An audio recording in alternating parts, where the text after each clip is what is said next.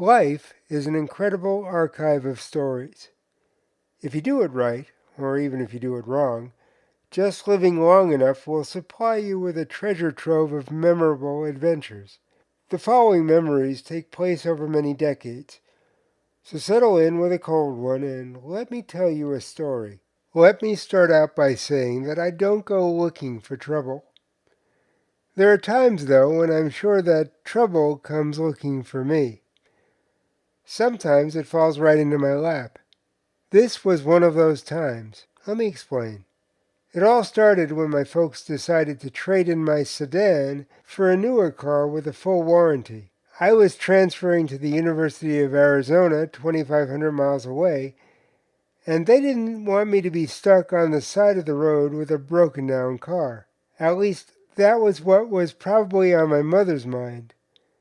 I'm sure that was also a consideration by my father, but I think he thought it might be helpful if his son, who had left more than 2 decades of wheelchair use behind less than 6 months earlier, had a little help boosting his social life at the new college. They didn't tell me they were trading in my car. All they said was that they were going shopping and were going to take my car to the car wash while they were out.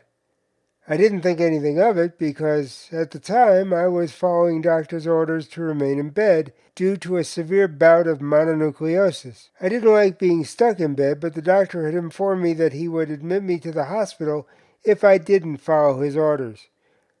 I followed his orders. Anyway, a few hours later my parents returned with the news that they had traded in my car for a 1974 Moonstone Gray white Landau roof, bucket seats, pinstriped Dodge Challenger. I'm pretty sure that wasn't my mother's first choice, but my dad probably convinced her that all the guys would love it and my social life would thrive. Wink. He was right. All my college buddies loved driving the car. It was a rolling billboard for cool. When you're in your early 20s, that's all that matters. I didn't mind them driving it because I was always driving and it gave me a break. So on this particular Saturday night when my buddy Dave and I decided to take in a movie, Dave was the cool guy. The movie let out around 11:30. We decided to stop by a Circle K to pick up a Sunday paper. Dave walked into the convenience store just as another car was screeching to a halt in the parking space next to us. The driver got out and slammed the door as the car still rocked from the sudden stop. I glanced over and saw a beautiful blonde in the passenger seat. She was crying. It was a warm night and the windows were down. I asked her if she was okay. Instead of answering me, she opened the passenger door, crossed in front of the car, and headed for mine. I could see she was on a mission. The Dodge Challenger was a two-door car with very long doors and a narrow, curved back seat, included more for reducing insurance costs than sitting. The back seat removed the sports car premium. I quickly swung the car door open while releasing the back of my seat so I could move forward and give her more room to get in behind me. She had other ideas. She pushed the passenger seat back into position, sat down on my lap, threw her arms around my neck, and began sobbing into my t-shirt. I pulled the door closed. Dave exited the store, Sunday newspaper in hand, about a minute later. He stopped and stared. "I just went in to get a Sunday paper," he said. "I was only in the store for a few minutes." "Where'd you get the girl?" I told him I would explain it all after we got moving. "What's the rush?" he replied.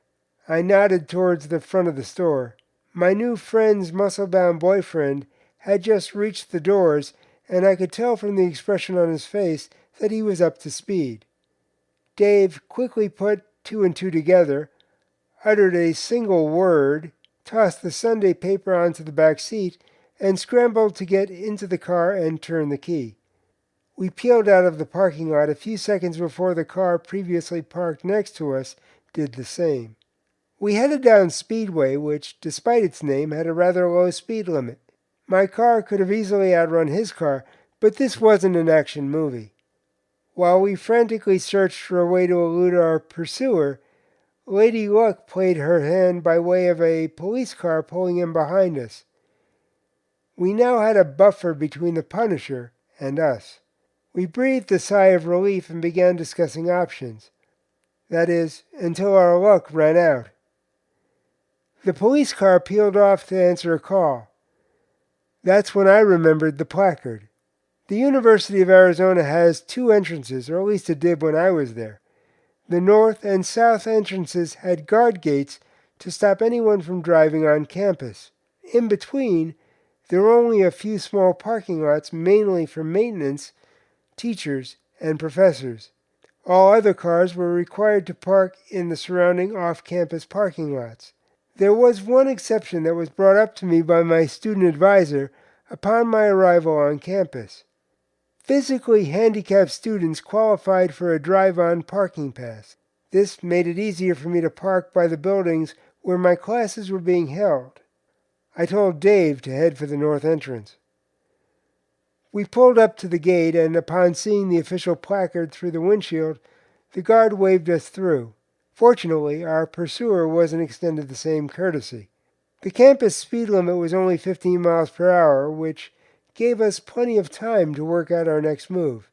From where I was sitting, we had all the time in the world, but Dave was a little more anxious about the entire situation. We tried to convince this beautiful stranger to go to the police. She didn't want to do that, and our combined efforts at reasoning with her couldn't change her mind. She said that her date wouldn't bother her or her girlfriend at their apartment. We had our doubts, but there was nothing we could do, so we exited through the south entrance and drove her home. Before getting out of the car, she showed her gratitude for having been rescued by giving me a kiss that took my breath away and, thinking back, may have provided a throat culture. I watched her go into her apartment before looking back in Dave's direction. He was staring straight ahead. After a few seconds, he turned and said, "Next time, you drive. I get the girl." Thanks, Dad. Until the journey brings us together once more, take care and stay safe.